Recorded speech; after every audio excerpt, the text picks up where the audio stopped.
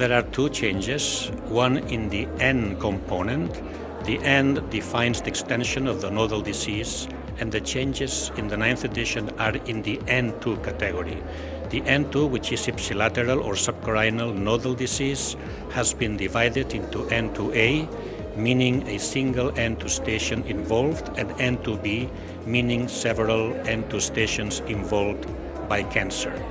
Also, the M1C, which is multiple extrathoracic metastasis, has been divided into multiple extrathoracic metastasis in a single organ system and multiple extrathoracic metastasis in several organ systems. With the 9th edition TNM, we had more cases, more patients with metastatic disease, and this allowed us the separation of M1C.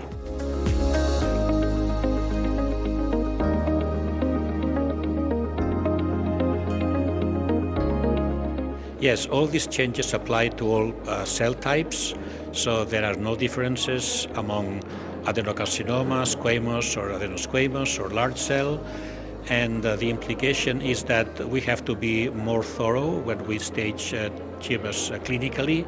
We have to be sure how many nodal stations are involved and how many metastatic implants are and where they are, so that we can classify the M1C category into M1C1 and M1C2.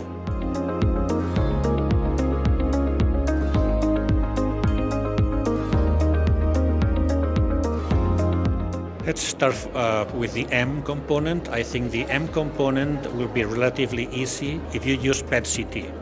I think PET-CT can give us a very accurate imaging of the metastatic sites. Brain MRI is almost mandatory for cases with metastasis if you want to know exactly the number of metastases in the brain.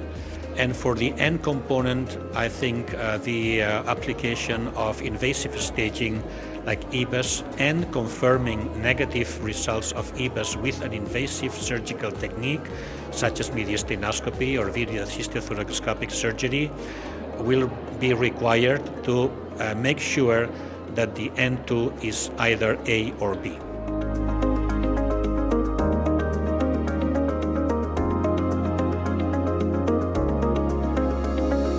Probably there could be more subcategories in the N.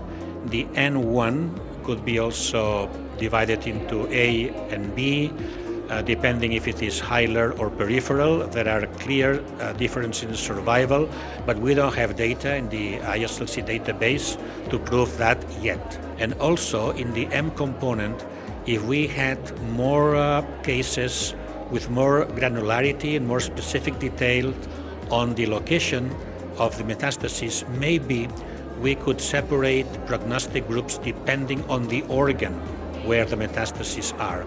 We already know that not all metastases are the same. We have more experience with the resection of adrenal metastases and brain metastases that go relatively well compared with other metastatic sites, for example, bone metastases, which have very poor prognosis. But in the analysis of the 9th edition database, we could not do that. Maybe for the 10th, if we have more cases and more complete.